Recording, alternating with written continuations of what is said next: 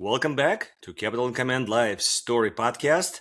I have another interesting character, an interesting guest, Josh. I will let him introduce himself and how he became an entrepreneur. I think there's an interesting, cool story.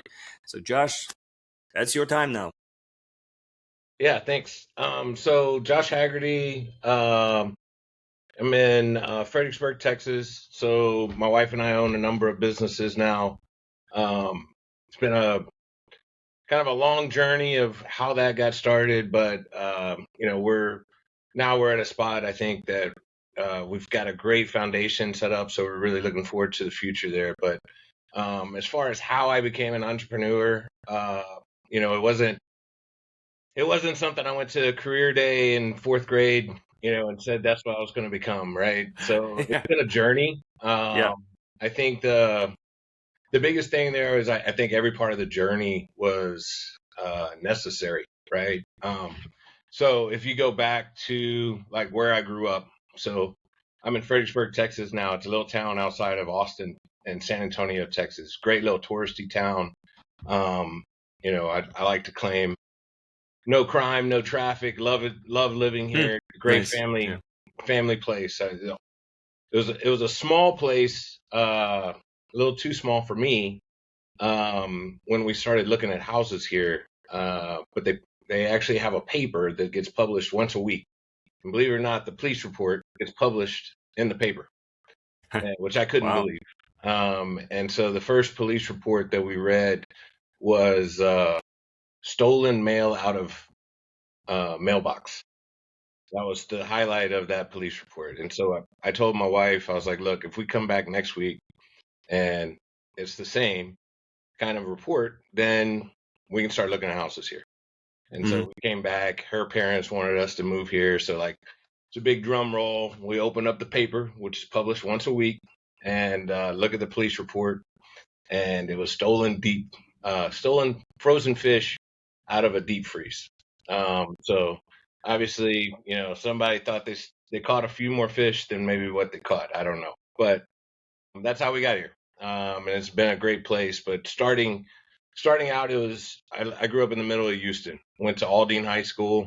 Um, I wouldn't say it was an unsafe place to grow up, but definitely uh, there was a lot of crime there. Mm. You had, my family, uh, we never, uh, we never didn't have food on the table, but we weren't what you would call well off. Mhm. We worked, I mowed lawns growing up. My mom had two jobs. My dad always had a job, which we were lucky for. But uh, it was a tougher environment to grow up in for sure, right? Mhm. Mhm. We had, there was times and that we grew up right off a street called Gulf Bank. Right across the road, there was a place the news called Hell's Kitchen. It was an apartment complex. Mhm. There was Mhm. a lot of bad things that happened there, right? So sometimes we woke up, hearing gunshots. Sometimes so close you could hear the gun Wow. clicking when it was empty. Uh, Now, I was lucky enough never to get into any of that. We were broken into one time while we were in the house, which was, you know, somewhat uh, uh, different situation, I would say. But grew up there, made a ton of friends, met a lot of good people. We played football at Aldine. Lost to Drew Brees in the state semifinals in the Astrodome, seventh wonder of the world. So got to play in that game. Mm. Uh, that was awesome. Obviously, Drew Brees he's on trajectory to be Hall of Famer, class act on the field too. I will tell you.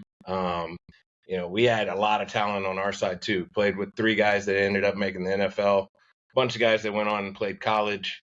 I could have played in D3, but Mm. I chose to ended up at Texas A&M, and kind of randomly just chose computer science as my Yeah. major. Interesting. Didn't even own a computer. Um, and really had to scratch and claw and had no idea what coding was. And then one day I was always good at math, and it just kind of clicked one day. It was like, oh, okay, if this, then this, while this, right? It was like Hmm. the logic just hit. Yeah.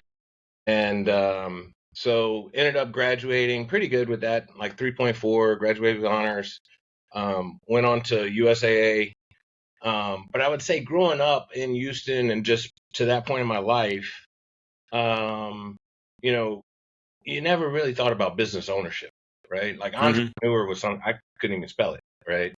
Um, and so you grew up like my dad. I thought the lesson from my dad. My dad, he met my mom sophomore year in high school, dropped out of, or sophomore year in college, dropped Hmm. out of college, and he was actually Sammy the Bearcat for Sam Houston State.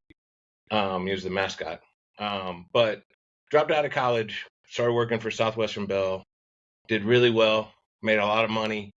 They ended up promoting him to first line manager like at the age of 26. He was like one of the youngest managers. Hmm. Problem was is to go, so he lost all his overtime, but he's making salary, making good money, um, and then couldn't get promoted because he didn't have a college degree. They Hmm. had a hard line requirement, and so growing up, when we talked about it, he always told me, he's like, "You gotta get your college degree, got to get your college degree." And I was the first in my family to actually get a college degree. Now we've had a few more after me. My older sister actually got hers after me. Hmm. Um, but so got that. Started working at USA. Actually got my master's at USA. They paid for it from UTSA. And so that was the life, the corporate life. It was stock away in your 401k, and that was kind of how you thought about things, or how I thought about things. Hmm. Yeah. But I learned a lot, right, along that journey. So then we moved to Florida, St. Augustine, beautiful little town there in Florida. Worked for Citibank for a while, and then we moved back to San Antonio. Worked for a company called KCI, really cool negative wound pressure therapy company that started in San Antonio. Did really well there. Became a director. Had 50 employees Hmm. under me, had managers under me. So it was second line kind of job. Was making great money. They were buying companies and selling off part of their companies, and we got compensated Hmm. well for that. Um, and had three people pass away that worked for me in a matter of about 3 years. Wow, And that's a lot. Yeah. yeah, and Were we they were old, working. or they were just? So yeah, the first one, he actually sold me. I was doing triathlon, sprint tries at the time, and I was going to do it on my mountain bike, and he sold me his mountain bike. Because he was like, Josh, you're not Triathlon, going to a ride a mountain mountain bike. bike in a sprint triathlon, right? And I was like, no, what's the big deal, And then he had this fiber carbon bike, something Fuji, and I rode it one time. I was like, okay, I'll buy it from you, right? And it was like $500. Well, they always went out on Fridays and did bike rides, and on one of them, he had a heart attack and passed. Hmm. First time I've ever been in the hospital next to a bed whenever they announced that. Changed my life. Uh, so then I had another lady who worked for me, Sherry Turner, uh, super nice lady. Went in for she was a bit overweight, and always fought her weight. Went in for I think it's called gastro bypass, Hmm. Yeah. and surgery went well. She had an allergic reaction to something after the surgery. There's a lot of questions about what happened, but I'm not here to say that. She passed away, Hmm. and we Wow. hated to see that. Had a beautiful husband, beautiful son, beautiful house. That was sad. And then the last one was probably the toughest one. It was managed. Um, he was a developer. Born in India, we had got him a green card. He was over. He had 3 kids, I think, 2 or 3 kids. Can't remember exactly. They were young. A wife, and got diagnosed with leukemia. Hmm. And we'd worked with him to work remotely, so forth. And then we actually did a bone marrow drive at work for him. So Mhm. long shot that anyone would be a match. But the day after we did the bone marrow drive, had nothing to do with the bone marrow drive. It just happened to be the day after. They found a match for him. They do the surgery, and everything is successful. He comes back to work. He was back at work. I don't know, probably like 12 months or so, and then he ended up passing away. Mhm. It had a bad reaction to what came in to his body, and yeah, that one I couldn't even go to his funeral for. That one was tough. Um, but and I was the kind of guy like if you worked for me, I considered you family, right? So it Mhm. was that just made it tougher. But great place to work for. We all grew closer because of it. It was really tight knit group there that we had. Loved working there. Um, Took some guys to Fredericksburg here for their first ever dove hunt, which they thought was one of the guys was his name was Samesh. He was about 5'2", or had bottleneck glasses. Never shot a shotgun before. He had a blast. So we had a really good time. But then my wife's family, they had land here in Fredericksburg. That was our tie to here. And when her grandpa passed away, we used to dove hunt out here, but we always kind of talked about like, what are we going to do with this property? Right? It's beautiful. It's like right on a main road. We're just letting it sit here. And I was watching my daughter one day, and my wife and her sister went on a wine tour in Fredericksburg. It's a big wine area, which is kind of surprising. But they come back in a limo. I was watching my daughter Jackie, and she's about 2 years old. And my in-laws come over. Everybody's they get out the limo pretty wasted from drinking wine all day, and they brought out a bunch of wine. We drank a bunch of wine, and by the end of the night, we were like, "Hey, we should start a winery on this property in Fredericksburg." Right? Mhm. Um, well, my father-in-law the next week, because he's a very much a aim, fire, uh, I mean, sorry, ready, fire, aim kind of guy. Mhm. He bought 700 vines out of California the next week, and we were planting vines. It just happened to be right at the right time to plant vines when we made this decision. Her birthday is like February 28th, and so we were planting in March, and we planted 700 vines, all the wrong varietals for what we should be planting. We didn't know anything about it, but actually produced a couple good batches of wine off of it. Um, Good Chardonnay, Texas Chardonnay, which is very un uh, not a real regular varietal you grow here. And then we had some other ones, but planted 700 vines. We were like, well, what if we just did a vineyard? Looked into doing a vineyard, then it became a tasting room and a vineyard, then it became a winery. So that's why we moved here in 2015. And that was Mhm. really the introduction to owning a business and Mhm. seeing what all that entailed.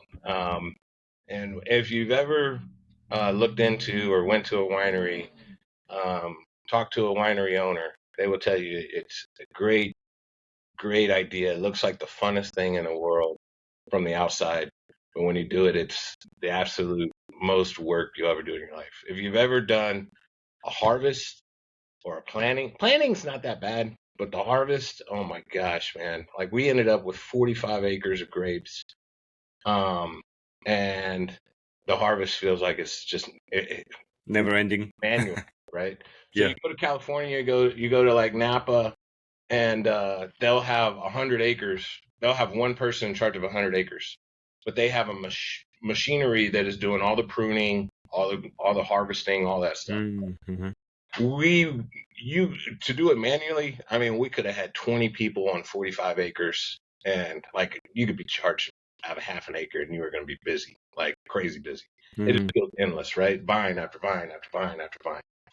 Um, but it's awesome. It's fun. It's fun to see the process. It's fun to see, take a grape or take a vine, plant it in the ground, and then take it all the way and see it to the bottle. It's a beautiful Mhm. process. we did what they called bin fermentation. So it's small batch fermentation, a small winery, family winery kind of fermentation. So you're doing a lot of punch downs. It's a lot more work, but it's a lot more handcrafted wine, right? Mm-hmm. And all of our grapes we started out with some grapes from California, but all of our grapes were actually from Texas. And, a lot of work. My in-laws, both of them. So my wife was a teacher coach. My father-in-law was a head baseball coach. My mother-in-law was a teacher at Randolph Air Force Base for about 30 years. So they're all retired educators, coaches, and we're running this winery. I was still working full-time remote, uh, Mm. but So you're helping out. doing both basically. Yeah, You're running the winery and working remote. I was about helping to ask, out. like, were you still like fully switched to the job yet or not? All right. So 2019 rolls around, and that's kind of their family thing, right? And I was like, I was helping them do it. It was a blast, but someone had to be at home with the kids. You're working Saturdays, some Sundays. So my kids, growing up, they spent a lot of Saturdays and Sundays at a winery, right? We have books that my daughter wrote when she was like 5, 6 years old of just being there at the winery. Um, my son was out, he was out on the Bobcat or the side by side with my father-in-law, or we were out fishing at the creek or whatever. But like I said, it was kind of a thing where it was like that was kind of their family thing. So 2019, I bought a trailer dealership. So working at Citibank, they kind of asked me to move to Dallas. I knew that wasn't going to happen. I didn't want to live in Dallas, first of all, but second of all, we had the winery thing going on. So I bought a trailer dealership here in town. Sells like utility trailers, Mm-hmm. Okay. dump Yeah. trailers, so forth. Not RVs, in other words, horse trailers, Mm-hmm. couch, livestock trailers, so forth. And so, bought that, and the idea was, hey, I was gonna run this trailer place. My wife was gonna run, eventually take over the winery, and we were gonna ride off in the sunset as entrepreneurs, right? That was a beautiful dream, Yeah. right? Yeah. Trailers Yeah. and wine, right? Why not? Yeah. Um, Good combo. yeah. Trailers and And wine. so we bought this trailer place. It was kind of ran by it was about 20 years old, but typically it was kind of like this kind of retired guy running it. Not really, there was the web page was like it felt like it was from 1980, even though there wasn't web pages in 1980. And there was, maybe 15, 20 trailers on the lot, right? It was pulling in a little less than a mil a year. And so a lot of low hanging fruit there that we were going to take advantage of. We actually went to New York to a wine tasting that my wife was at. Brought the kids, took them to a Broadway play. Was supposed to go to a Boston Red Sox Yankee game, which is my dream, but it got rained out, so we didn't get to go. Did a pizza tour, which was really fun with the kids.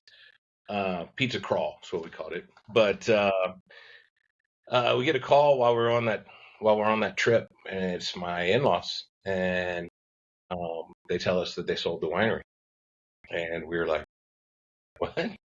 So my wife gets off the phone and she's like, "Hey, I need a job," and we understood why they did it. Like it was a lot of work.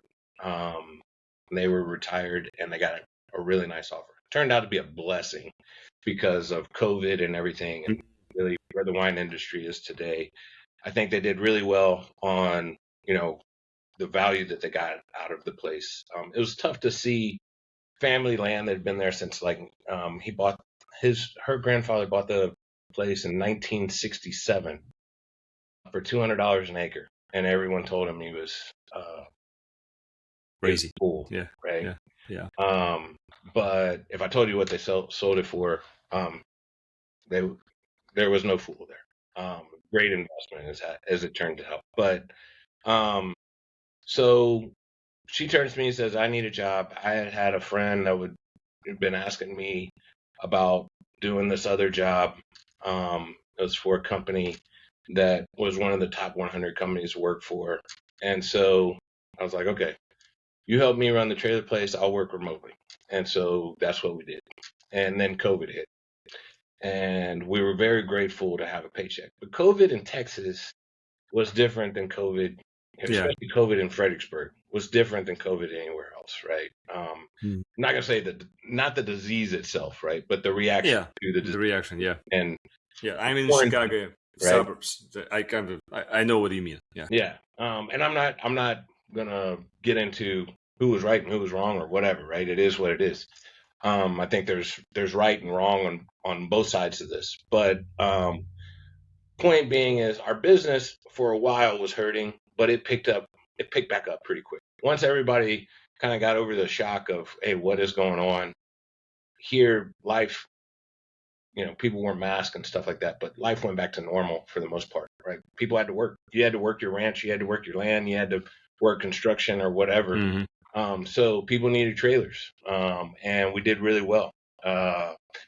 We were lucky because I had set up like a cadence of just on the first of the month, I ordered trailers. And so I had been ordering trailers. And so when all of the kind of supplies just hit a halting stop, I had a number of orders already in that we had kind of in the works. And so we were one of the only trailer lots with trailers. Like people would drive by and they're like, where are these trailers coming from? Like we go to other places and they're empty. And I'm like, yeah, it's because, we unintentionally, systematically had kind of just benefited from the way I ordered trailers, right? And so we Mm-hmm. continued to do that. And so it helped us get through that time period, and got to the end of that. And once we got through COVID, I had an opportunity to exit, I would say the full-time job I was in, and exit nicely, I would say. And so then it was a full-time entrepreneur, and kind of what I wanted to do was not. I've always read, any book I read, it kind of talks about diversifying and multiple streams of income. So Mm-hmm. we have, we own a couple of bed and breakfast here in Fredericksburg. We own the trailer place. We have some vending machines. We have some investments. And then, Mm-hmm. I didn't want to work full time for the trailer. I didn't want to pull away from the trailer place. I wanted to give to the trailer place. So started another line of business. It's really like a kind of a flywheel design of uh, digital marketing strategy, where basically I'm helping the trailer business with their marketing strategy and generating leads and helping them with their AI strategy and so forth. And so they're getting leads, they're getting more business. And then as part of that, I'm packaging that up and kind of selling that to other small businesses here or selling that to other dealerships across the US to say, hey, look, I'm a small business owner and this is what has worked for us.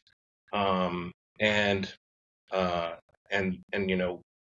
we're going to make that work for you. So, where we struggled, I think at J4 Trailer and even at the winery, of thinking of marketing as kind of this black hole expense, my thought process is let's turn that into, just an investment. You should be thinking of it as an investment and seeing the return on your marketing dollar, Investment. Yeah. Yeah. but also knowing where that return is coming from, right? So just like if you buy 5 stocks, if they're dividend stocks or whatever they are, which stocks are doing well, which ones aren't, hey, I want to sell this or I want to buy more of this, so forth. That should really be your marketing strategy, right? Is where, what's giving you that return on investment, right? And how are you using Mm-hmm. AI to be more efficient as part of that, and make better decisions? And so that's kind of where we got into, and that's why I call it the flywheel, because they kind of both feed each other, right? Mm-hmm. More success I have with J4 Trailer, the more success that I can have with my clients. And so Mm-hmm. I think right now, that's something that's just taking off for us, but it's a great foundation that we have, planted, and I think we're going to reap the rewards of it over time. And so, it's just something that's given me the ability to wake up, I go work out, I go see my kids off Mm-hmm. after school. We walk our dogs after Mm-hmm. that, and then I work, right? And it might be, I'm in the office, or I might be meeting with a client, or I might be playing golf with a client, but it's given us a great lifestyle for sure. Yeah. I mean, that's the whole point of the entrepreneurship, right? Is yes, you take big risks, but at the same time, I mean, you want to have the reward, not to have just 9 to 5 job, right? That's the idea behind it. But which, speaking of taking of risks, I'm sure in your story you most likely glanced over some of the tough times, like real tough times or real tough decisions that you had to make. Not in the corporate world, but like once you start to actually be more on your own, or even the switch, like, as you said, yes, you get a nice exit, basically, right, from your full-time job, but it still feels probably risky, right? Because you have this secure check coming in from your nice job, and all of a sudden you have none, like silch. On top of it, your insurance all of a sudden, ooh, it's a different beast altogether, right? With insurance, unless your wife works for another company which provides you insurance, you have none. So you Yeah, have to find out what. So what is the dark chapter that yeah. you like, or story? I mean, something that you can highlight. I can tell you this, right? So one, just on that health insurance factor, right? I'd had health insurance my whole life and You didn't don't realize think how about much much of it, how right? much my company was contributing, and then I Yeah, saw exactly. You that. don't think about it. You're like, Yeah, oh yeah, I'm paying $500 a month exactly. or $1,000 a month. Um, That's not it. yeah, that was a big eye opener, right? Yeah. That was a very dark moment, right, when I saw that. But we figured that out. And I think along the way, there was risk, right? Like when we moved to Fredericksburg, I left a job where I was very successful to work remote, so we could be here. And then on top of that, we were investing, savings and so forth into the winery. That Mm-hmm. was a big jump, right? And I think that jump was probably where the biggest learning curve happened, right? I talked about Houston. Houston, you really didn't, where I grew up, you really didn't know too many business owners, right? That wasn't like a job you thought about. But when we moved to Fredericksburg, even in San Antonio, it wasn't. But when we moved to Fredericksburg, you met business, everybody's, either you can call them self-employed, or they have maybe a family business, or they have a business that they started and owned, right? I've met a ton of Mm-hmm. business owners. So, you're at your neighbors, and, they're having a Friday night mixer party or whatever, and your conversations have changed to business owner conversations, right? Mm-hmm. And so my whole life changed from that. Just who I was networking with, and it wasn't that the people were, I would say, infinitely smarter than the other people I hung out with. It was just they had different experiences and they had different responsibilities now, right? And they grew up in a different. I mean, I don't think I got infinitely smarter from when I went from San Antonio to Fredericksburg. It was just I had Mm-hmm. opportunities to become an entrepreneur, right? And so Mm-hmm. uh, I think from that standpoint, you learn a lot from the people around you. But that was a big risk. And then obviously when I bought the trailer place, that was a big risk. That took a chunk of savings to buy that, and everybody thought I was kind of crazy. Like I'm buying this little bitty trailer dealership, throwing away you know very good salary, uh, and then probably the lowest point was um, when I left the last job. That was probably the biggest because we were living nice. And you just like what you described, right? You got that guaranteed check every 2 weeks, and Yeah. the health insurance was paid for. The 401k was 8% matched. Everything, I had all my systems in place as far as savings and Mm-hmm. everything, right? Yeah. And it was just easy. But it wasn't. I think it wasn't the example I wanted to set for my kids, first of all. And second of all, it wasn't what I wanted to do with my life, right? My life was in front of a computer screen, out of a calendar, it was fun managing the trailer place for sure. That was different, right? Mm-hmm. But it was still, I was still in that corporate life, and so to make that jump was definitely risky. Definitely questioned myself. We had a moment at. I'm not. I would say I'm a sensitive guy, but I'm not a guy who sits around and pouts and poor pitiful me kind of guy, right? I'm like, Mm-hmm. okay, let's go fix it. And I was telling my wife about this opportunity with WSI actually, and she made a comment, and she didn't mean it, or like how it came out, but it like the way it came out just like cut me to my heart like immediately, right? And I was already kind of on my what I would say my confidence was already kind of shaky, and it's like okay, I'm trying to do this, but is it the right thing to do? Is it the right thing Mm-hmm. for family? 5 years from now, am I going to look back and I'm going to be like, scrapping for dollars and think, what the hell was I thinking? And she made a comment, and in the middle of our trailer office, I started just bawling, like just meltdown. And I just, it just kind of built up and just kind of, got to that point where I finally lost it. Like I don't know if this is right, right? And Mm-hmm. um, but we got through it. At the end of the day, you wake up in the morning, you got to believe in yourself. You got to bet on yourself, and I think you're your biggest fan. And if you don't believe in yourself, then this isn't the right job for you because every day it's a new battle. It is a new problem. AI is a challenge. It's a challenge and a blessing for everyone, I would Yeah, say, right? true. Uh, but it definitely keeps you like. I'm sure you've read "Who's Moved My Cheese," right? The story about the two mice. They we did this in master school, but they basically have these two mice. They're running to the same spot in this maze, and they put cheese there every day. Well, one day they move the cheese, right? One of the mice keeps going there and keeps looking for the cheese. The other mice Mm-hmm. finally says, you know what? It's not here anymore. Let me go around. That other mice finally finds that cheese, right? And the other mice dies because he always wants that cheese to come back to the same spot. And Mm-hmm. AI is moving our cheese almost, every day, I think.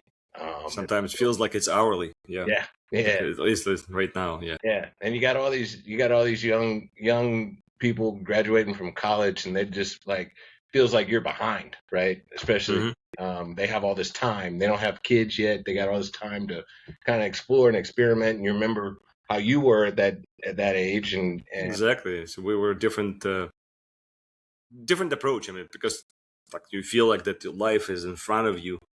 right, It's like every opportunity is in front of you, so you can take anything. So because of that, like back then, yeah, when I remember myself, like when I just graduated from college, I came in here to US to fight Y2K. Y2K is Y2K. I mean, who cares? I will fight it, right? People who were much older, they were like freaking out. They were really upset about the Y2K is coming up, and how are we going to even survive? I'm like, who cares? We'll just do it, and we actually did. We fixed it, a lot of stuff. Uh, Again, young and don't know any better yet, so yeah. why not? Kind of a thing, right?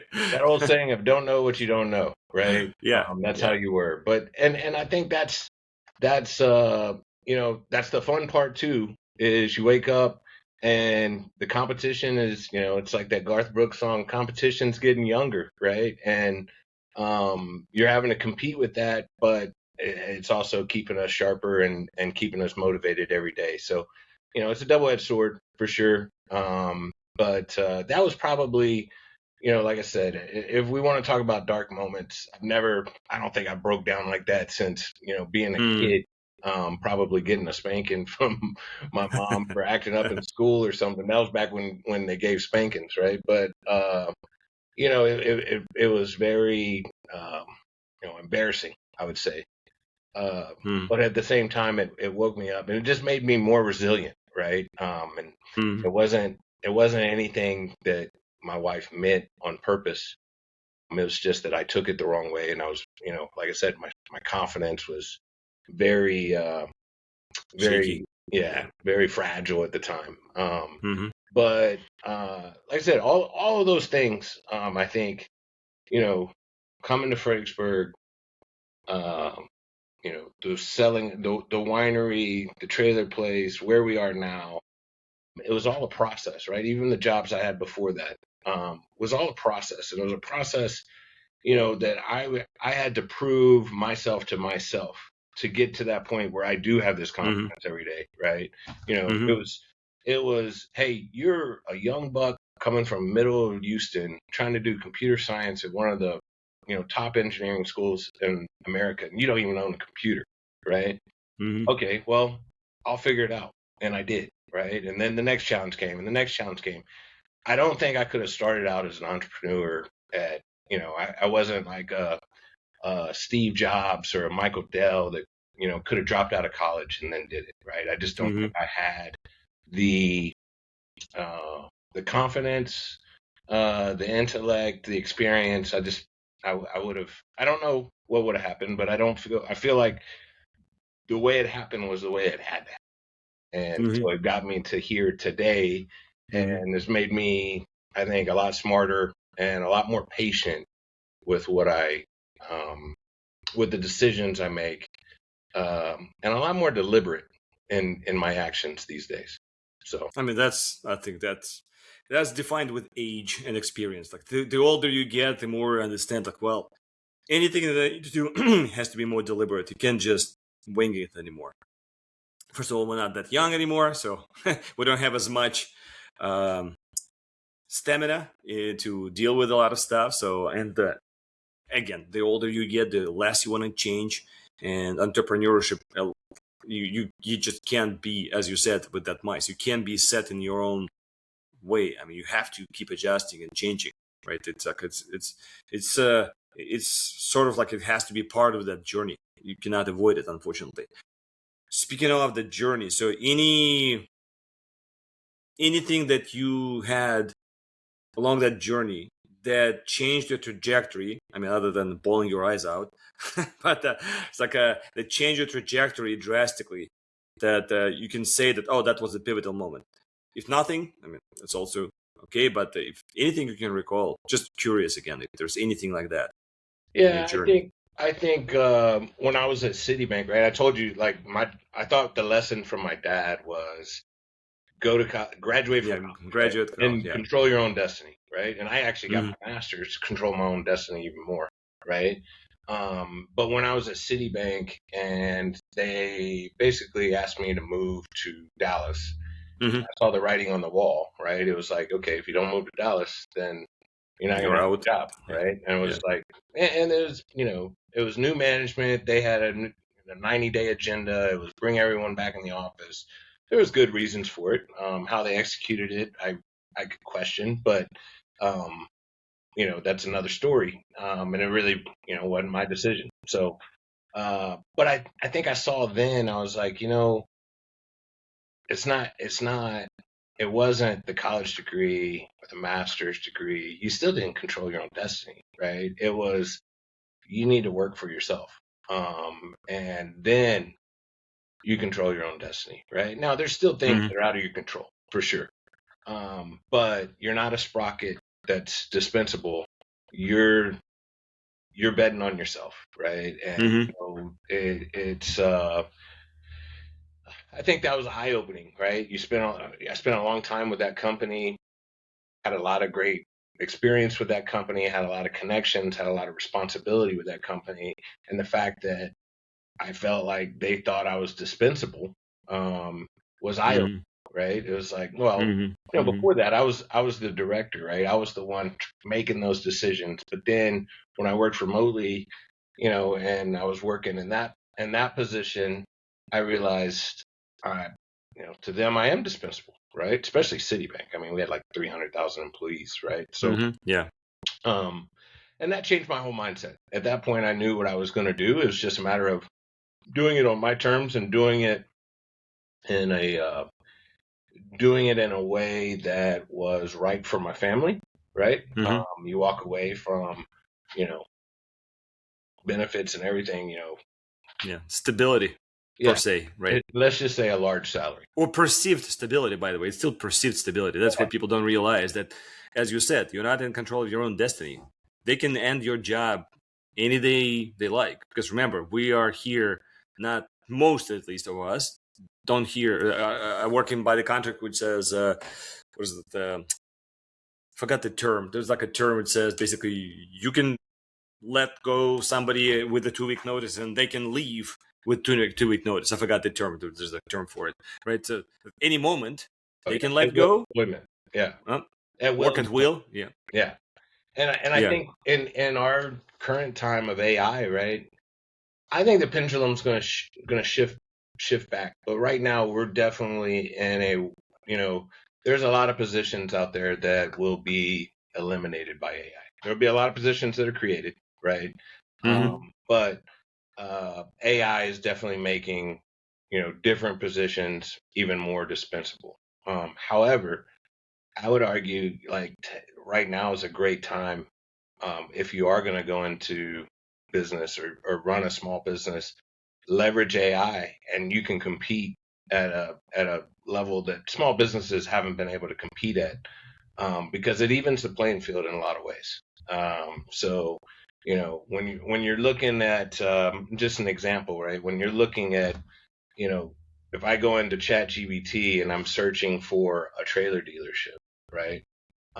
ChatGPT is looking at, okay, well, who has good reputation? Who knows what they're talking about, right? Mm-hmm. They're not looking at who's been in business uh, the longest, right?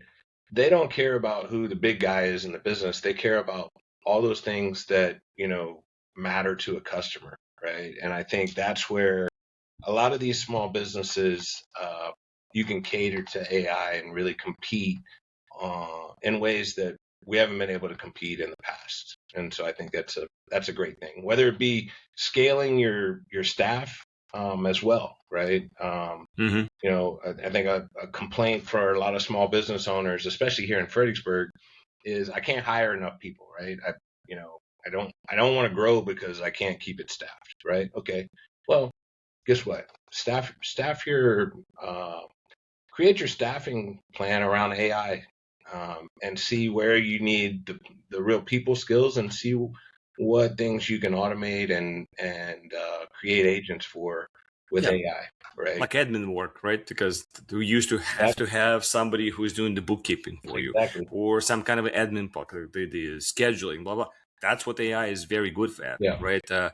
Or AI is very Optimal, good at, right? yeah, yeah, But there's a lot of yeah, jobs that, as a small business owner, it's not about eliminating jobs. It's about shifting your workforce, letting them do the things that we need humans to do, and then being able to scale because you've automated these other things.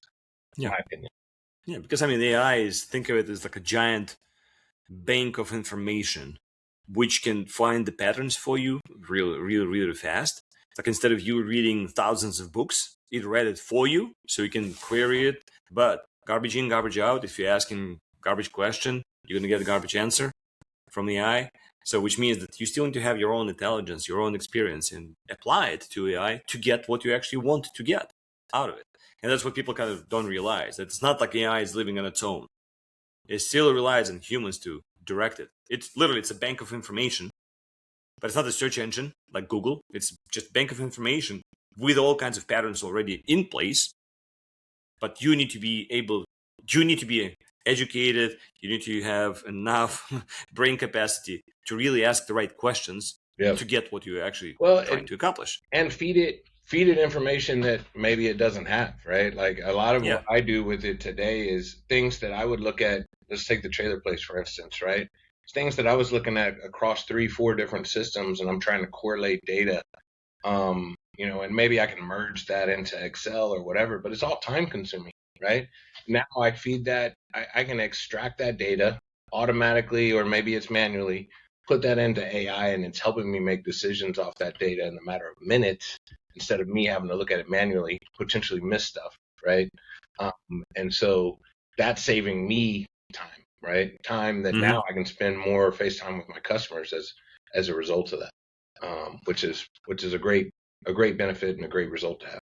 I So mean, even as simple as like, oh, okay, if you need to prepare the PowerPoint presentation, AI can do it within a minute for you, for sure, right? You just give it the raw information that you're trying to do, and it will just spit out very nicely prepared PowerPoint. You can tweak it after that, right? Or you can ask AI to keep tweaking it, but you used to hire agencies to that. Yes, so business owners who were, the whole business was to create, let's say, PowerPoint presentations for you. All of a sudden, yes, they don't have customers because AI can do it for you now in the middle of minutes, and do it right? well, And right? do it really well. Yeah, Yeah, if you feed it the right graphics and you feed it the right information, they're probably doing it better than what you were paying for anyway. yeah, exactly. So that's where, again, so use it as a tool, not be afraid of it. Right. And see that, oh yeah, it's going to take my job. Like, first of all, again, coming back to 9 to 5 job, if you are depending on a job only, then yes, you could be at risk.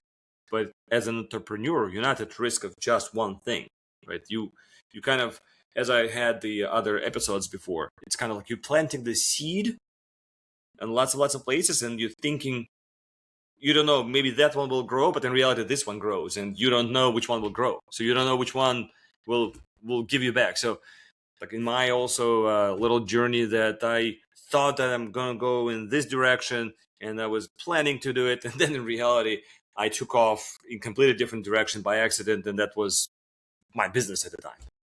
So like everything, if I look back, a lot of stuff for me personally, it feels like that it's just this never straight line. It's like you think that you're gonna go, nope, you're gonna go that way and then that way and then that way and never come back to that path at all.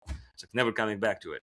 So I don't know how it was for you, but like by the way, so maybe you can elaborate. Like, was it like really when you thought about the trailer? Did you think like some grand plans about it, or you had something smaller in mind of what you were trying to accomplish with it? Like something like a okay, I in 10 years I'm going to be selling this much. I'm going to making that much revenue from it, or Yeah, it's always a journey, right? You learn like what we talked about earlier, right? When you're young, you don't know what you don't know, and when you're a first time business owner, you don't know what you don't know. Definitely thought that I was like we were gaining business every year, right? And growing at a rate that was great, and thought, okay, well, we'll just keep doing this, right? And mm-hmm, kept doing some different things. The things that we did at first, I think, were great things. And I learned quickly, like we made some mistakes, right? And I think, that old saying, fail fast. I've learned to fail fast, right? And so we tried to add some different products that I think were good ideas, but we just weren't staffed for. We didn't have the marketing plan for, and it was ultimately I think it was a distraction from our core business, right? And so mm, that's one thing that we've really got back to is, okay, what's our core business? Let's get back to that and do that great. And then, mm-hmm, we can do other things that maybe complement that core business more. Like one thing we did was we took on U-Haul, no cost to us whatsoever. We rent out trucks and we rent out trailers. Not It's not anything that we're going to retire off of, but we basically get extra income. It fills some of the downtime that we have, as mm, employees, and it also gets a lot of foot traffic in here that we wouldn't have seen or built a relationship with otherwise. So they get mm-hmm, exposed to our brand, our level of customer mm-hmm. service, and it's also spawned some other sales as part of that, right? So Um, co-hosting the co-locating with U-Haul on your property, or so we're yeah, a U-Haul dealer, right? I didn't oh realize yeah, this, yeah, but we just signed up to be a U-Haul dealer. They put the stuff out here for free, and we rent it. Like we had to be trained on their system, but yeah, yeah, it's yeah. really easy. Mm-hmm, And so it's just extra income for us. But like I said, it gives us a lot of extra foot traffic, mm-hmm, gives us some stuff in downtime, where we're not as idle much, and allows us to build relationships. So mm. it's really, Interesting. Yeah. monetarily, it doesn't move the needle a whole lot. It's not bad, um, but we get a lot of other benefits from it.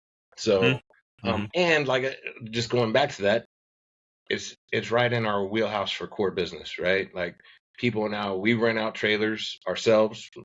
Mm-hmm. We also have U-Haul, and a lot of people come in with questions, and we can show what kind of expertise we have as far as, okay, you have that towing vehicle, or you have this thing that you need to haul. So let's look at the GVWR of that trailer, or what have you.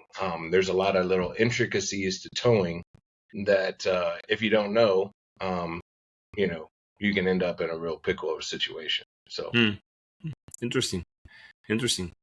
So, gotta ask you then, what is your future looking like? I mean, what is your next chapter? Do you have any plans, or again, kind of as you go, you're trying to increase whatever you're doing, or you have some other ideas you're trying to implement? Again, keeping it within your core, or maybe trying to venture into something else. So, anything you can enlighten? yeah, I think we've branched out into a number of businesses now. Some of those younger businesses that we're still growing. So that's we're in the growing mode, the grind mode on some of those that we're definitely learning as we go. But like I said, I think we've set up the foundation, and one of the things that I've learned, over time is just to be patient. Um, you know, Patience and boring, right? I've figured out, if you want to get in shape, you got to be boring. Your diet's got to be boring. Your workout plan has to be boring. But you have to be consistent, right? You hear these guys in the NFL or the MLB, they talk about a coach that comes in and says, "Believe in the process." You got to believe in the process, right? Mm-hmm. Same for investing, right? Like, when I was young, I would invest. I'd be like, "Oh yeah, well, let's invest in this. I think it's going to make a lot of money." Blah blah blah. And over time, I got into this just boring dividend reinvestment program, right? I buy these blue chip companies, and you're an investment guy, so you may hate that I'm saying this, but I buy these Yeah. boring dividend companies or blue chips, reinvest the dividends, and just watch it grow. And I've done really well, and I have a couple strategies on top of that, right? But they're boring strategies, right? It's like, hey, Mm-hmm. when we attack Iran, we know gas is going to go up, and so buy some Chevron, right, and then sell it, right? When you feel like it's a good moment to sell, right? So I've done that a lot over time and done really well, but it's really boring, right? And I think with business, it's the same way. I think it's you know have a consistent strategy and just be boring with it, and just mundane every day, go back to the grind, and just know, like I say, it's boring, but know that your cheese is probably going to move multiple times. And I think that's if you ask me what my plan was, it would be that I don't have a process. I don't really have a plan, because I'm gonna learn something tomorrow that's probably going to change the plan, but it's not Mm-hmm. gonna really change that process, if that makes sense, right? Mm-hmm. Um, we're gonna stay consistent about what we do and kind of our strategy, uh, but as far as uh, a plan on, hey, I want to be here in 5 years, yeah, for sure. Like I have goals for our digital marketing business.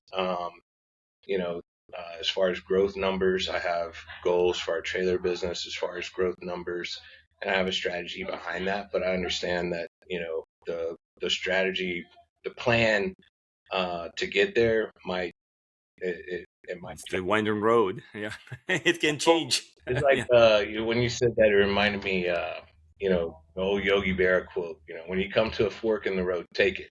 We, as entrepreneurs, you're constantly coming to forks in the road, right? Yeah. It's just a, Mm-hmm. a series of forks. And I don't think there's really, most of the time, it's not really like a wrong decision on those forks. It's just a matter of sticking to that decision and making it work, right? Grinding it where Yeah. it's going to work. I mean, it's just, like you brought up the trading. It's almost like in trading, you need to cut your losses short, and you let the winners run. That's the most like a widely known mantra for trading. But that really is the same in life. Like you realize that okay, it's a mistake to go that way. Okay, let's move on to something, but you stick to something what actually works. instead of it dropping in and moving on to a different shiny object, right? You're just trying to stick it. And that's what I think defines the entrepreneur. It's like literally you always have new challenges. It's like there's never shortage of them. It's, I mean, in jobs as well, people think that, oh yeah, but until they start to be entrepreneurs, they actually feel it different. They feel like, ooh, not only I have challenges on the cash flow, I have challenges on customers, I have challenges on vendors, I have challenges on the paperwork, on filings, or what have you. It's like there's so many challenges, and you always need to kind of navigate all that, and that at the same time still stay at the path. But For sure. that path is never straight. It's always like this, right? Yeah. It's always winding It's path. amazing. And as I said, like for me personally, whatever I have a plan for 5 years out, that probably is not going to happen. It's going to be something else. Something else is going to happen in between. Having that said, I do want to emphasize it's important to have that 5 years. Yeah, you need to have a goal, because you got to have that road, like a beacon over there. You're trying to draw on to that beacon, but you just never know if you're going to end up at that beacon or something else. Don't define success by getting to that goal in 5 years, right? Define success by where you are in 5 years, and if that's a place that you're content with, right? Because it's probably not going to be where you set out to be necessarily, but it doesn't mean that that's a failure, right? Yeah, exactly. And like you were saying, like it all comes back to failing fast and learning from it. I think that's one of the most important things as an entrepreneur we can do is fail fast and learn from it. And you don't want to make that old saying, "Fool me once, shame on you. Fool me twice, shame on me." Right? You don't want to go down that road for sure. Yeah. True. And we have another expression. It's kind of like more vivid. How many times can you grab the knife by the wrong end? So don't do that. Yeah, that's a good one. I'm gonna add that one to my repertoire for sure. Yeah, I like that one. Unless it has like a Swiss life, we have lots of ends, but otherwise, Anyway, so Josh, very good episode. I'm glad that I got you in here. You have an interesting winding story and unusual as always. That's what I like this whole series of episodes that I've done so far, because there's always a new story, which I love. I love to share it because everyone has a different thing going on, but the main ideas, you're kind of highlighting them. It's the same idea. Stay with the path, have a goal, but don't judge yourself by that goal if you achieve it or not. It's the journey actually matters more in this case than the actual goal, right? And that's how you define the entrepreneur. And you've got to believe in yourself. Be your own biggest fan. It's good to have the support system, like your wife or somebody else, to support you, because if you don't, if everyone is saying that you are nuts and you're not going to succeed, at some point you may not be able to persevere in that environment, right? But otherwise, if you're surrounded by people who are business owners, that's the best way. Or coming back to our discussion earlier, like when you're young, you don't know what you don't know. That's why it's better to have some kind of a mentor. Because if you're young and you have a mentor who already halfway on the path, already went through this whole path, they can actually tell you what to do or what not to do. So it's better to get a mentor. That's like one of the things that I would recommend myself right now. I wish I had more mentors back then. I wish I had known more people back then. Yeah, I think what you're highlighting there is a huge point, right? And it's something that I overlooked. I didn't want to. I was, too prideful to ask for help. You're really asking for help, right? You're asking someone to share their journey, just like I am today, right? And it's not about me being, so smart and now I can share my journey or something like that, right? It's about, hey, I'm just a guy sharing his journey, and hopefully you can learn something from it. Right. But I think with mentors, right, ask for them. I mean, find someone early that you trust and that you like. And I guarantee you, when you ask someone to be your mentor, they're going to be tickled pink. Right. And just you're going to build a great relationship with them. But they're going to really enjoy sharing their story with you, and you're going to learn so much from it. It's a win-win. Absolute win-win. Wish I'd have done it earlier, too. So I'm glad you brought that up.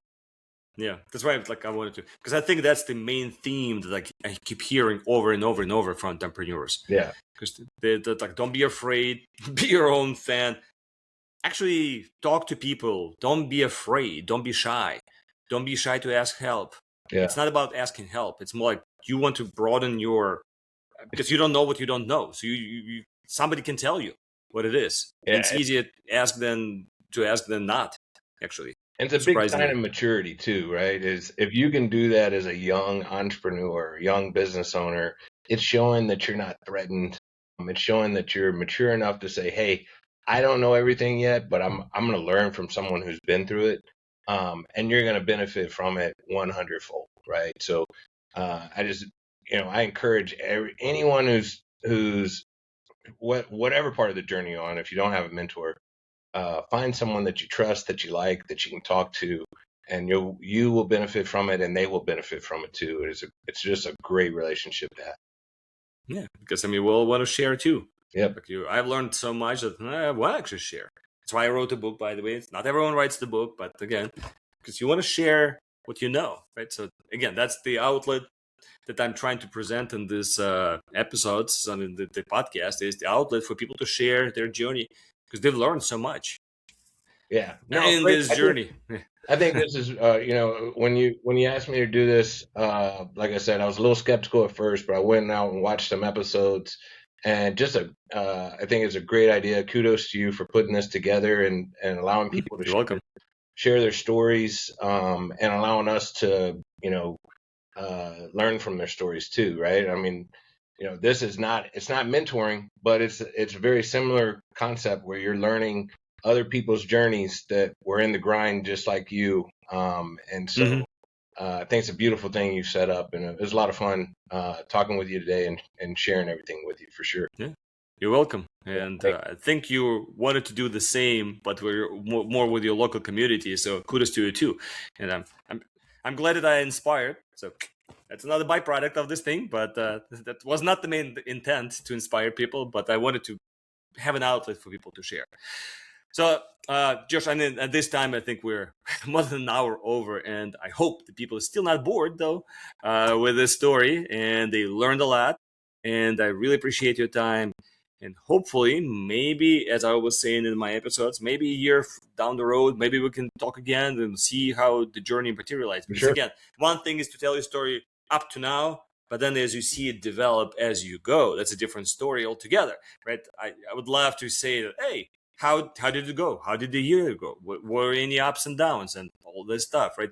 It will be, again, seeing the people, because people will be interested to learn how it went, how your path is, because you had where ideas right now, where they are 1 year or 2 years down the road. It's a different story altogether. So appreciate your time. And one thing I wanted to, because you have your digital agency as well, so maybe somebody wants to reach out to you, or maybe they're living nearby, not maybe they live in Austin and here it is. Maybe they want to reach out to you about the trailers. So how can they find you basically? What's the best way to find you? Yeah, I mean, obviously on LinkedIn, but my website, haggertygroup.wsiworld.com, you can schedule an appointment. But if you just type in Joshua Haggerty, WSI, there's a number of avenues you can reach me. But whether you're in the Austin area, Texas Hill Country area, or beyond that, I'd love to talk to you. And if you need help with either lead generation or how AI can help your business, reach out and let's talk. It's a free conversation, and we'll see where it goes. But it's always good to collaborate with other people on what they're trying to do and figure out the solutions to their challenges. So look forward to it. All right, great. And maybe you can send me your links so I can just post it in YouTube, the video that will be posted. I'll put it in the description. It will be probably easier for people to just click over there and they can reach out to you. So otherwise, thanks again for coming to this episode, and till next time. Bye. Thanks, everyone.